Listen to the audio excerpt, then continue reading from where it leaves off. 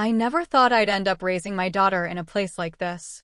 If someone had told me a few years ago that I'd leave a stable life in Denver, a city with good schools, safe neighborhoods, and everything my daughter was used to, I would have laughed. Or cried. Probably cried. But life doesn't ask your permission before it collapses. After my divorce, things spiraled faster than I could hold them together. Bills stacked up, rent went up, my job cut my hours, and suddenly Denver wasn't home anymore. It was a financial trap. The only place I could afford to go was the town I grew up in, a dying coal mining town in West Virginia that people now drive through without even slowing down. When we pulled into that town, it felt like time had stopped there years ago. Boarded up shops. Closed factories. Houses that looked tired, like the people living in them. It wasn't a place for kids, but it was all I had left. I enrolled my daughter, Jenna, in the best school in town. I use that phrase loosely. It wasn't dangerous, just underfunded. Exhausted. Like everything else around here. Her homeroom teacher, Ms. Keller, took one look at Jenna on the first day and said, "Kids here don't dress like this. You might want to get her something simpler." Jenna wasn't wearing anything fancy, just clean, cute clothes. But in a place where families struggle to pay for groceries, even normal things can look like a show-off. And then Ms. Keller saw the phone. It was a gift from Jenna's dad, an expensive one. Back in Denver, nobody made a big deal out of it. Many kids had phones, some even nicer. But here, it was like Jenna had walked in carrying a gold bar. Ms. Keller made a comment loud enough for kids to hear. A third grader really shouldn't have something more valuable than a teacher's monthly paycheck. And just like that, the tone was set. My daughter became the girl with the phone. The outsider. The target.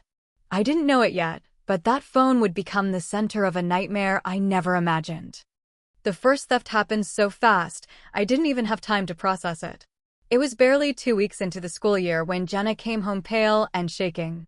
She didn't even take off her backpack, she just stood in the doorway, clutching the straps like they were the only things keeping her together. "Mom, my phone is gone." At first, I thought she misplaced it. Kids lose things. But she shook her head, eyes full of panic. "No. Someone took it. Out of my pocket." The words hit me like a punch. Jenna explained that it happened during recess. She'd been playing with a couple girls, and when she reached for her phone to check the time, it just wasn't there anymore. By the time she told a teacher, half the class had scattered.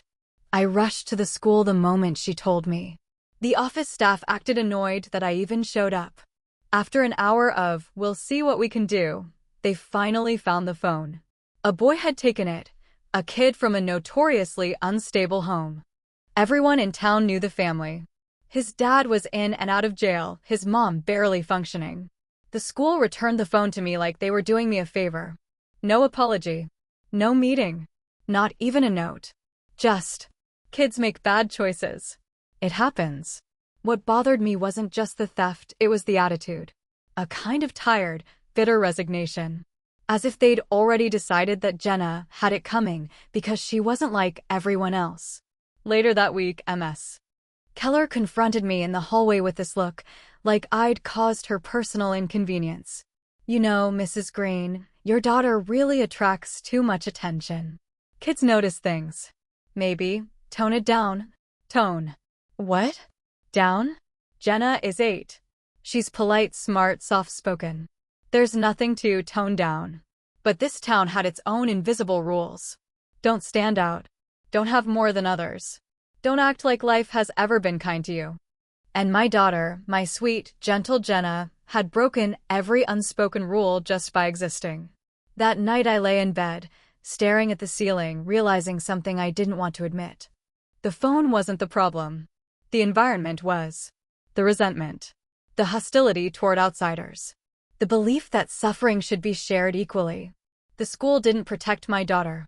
They wanted her to shrink. And I didn't know it then, but the first theft was only the beginning. The real nightmare hadn't even started yet. 2 months passed, and for a moment, things felt stable. Jenna kept her phone hidden in her backpack. She avoided the boys who used to follow her around out of curiosity. She tried to blend in.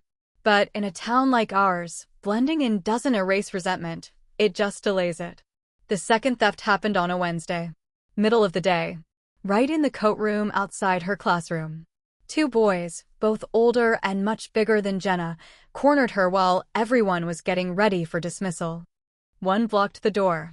The other grabbed her backpack, unzipped it, and ripped the phone right out. When she tried to yell, they told her to shut up unless she wanted to get shoved. She didn't tell the teacher right away. She was too scared. Too embarrassed.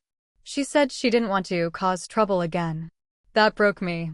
When she finally told me at home, I took her straight to the school. I wasn't asking this time, I demanded answers.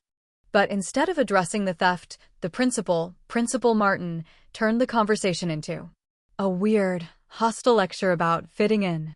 She sat across from me with her hands folded neatly, like she was rehearsing for a church speech. You have to understand, she said, kids here don't have much. When someone shows up with something that expensive, it creates tension. Tension? You mean theft? Threats? Bullying? She made it sound like my daughter had brought a loaded weapon to class.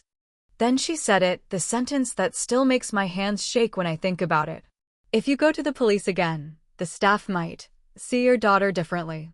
I stared at her. I couldn't believe an educator, a grown adult responsible for children, was warning me that teachers might treat my kid worse if I reported a crime. That sounds like a threat, I said. She gave me a thin smile. It's just reality. People here value humility. Humility? My daughter is 8. She's not out driving a Tesla to school. She's carrying a phone in her bag. I walked out shaking, humiliated, furious, confused, all at once.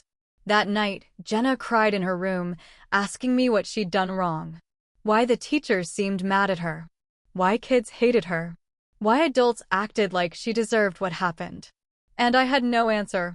Because the truth was unbearable.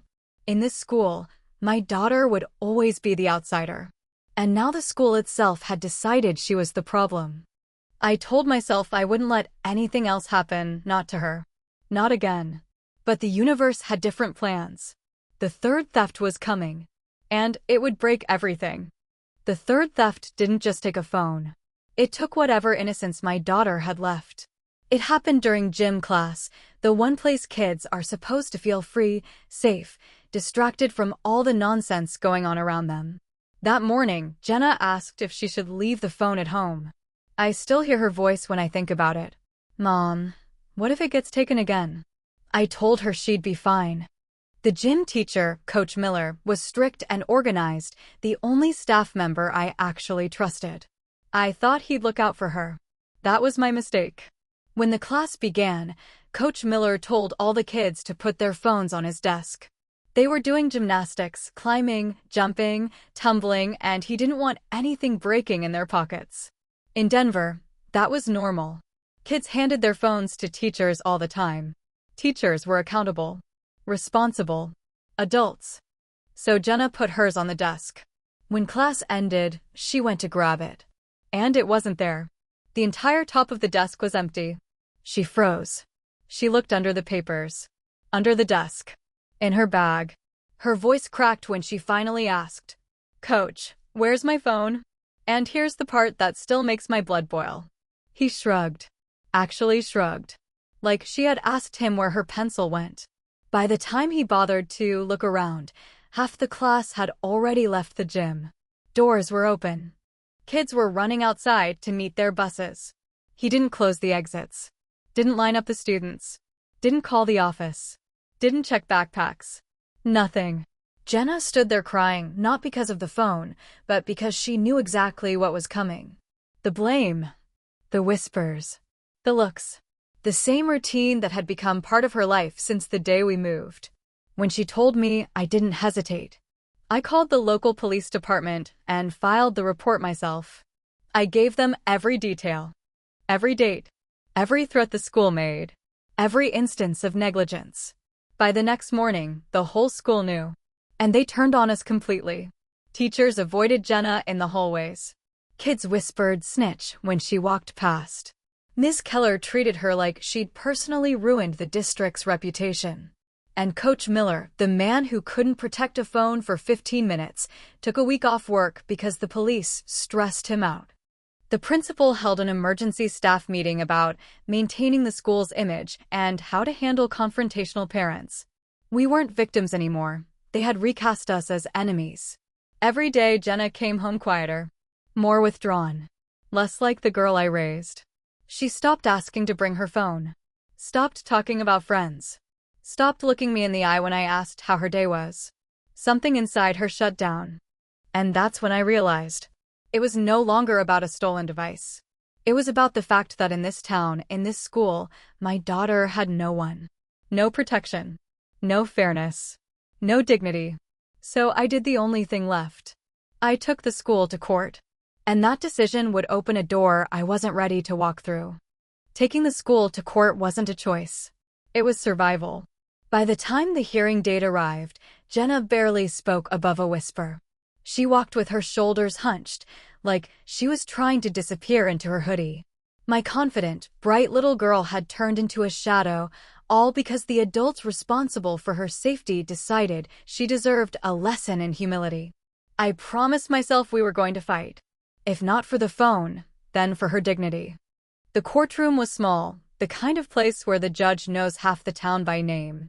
When we walked in, the school staff sat together like a united front. Principal Martin, Ms. Keller, and even Coach Miller, who looked like he was attending his own funeral. They didn't look at us. Not once. When the judge asked me to explain why I filed the suit, I told everything. Every detail. Every threat. Every instance where the school brushed off a crime as kids being kids. I wasn't angry in that moment, just tired.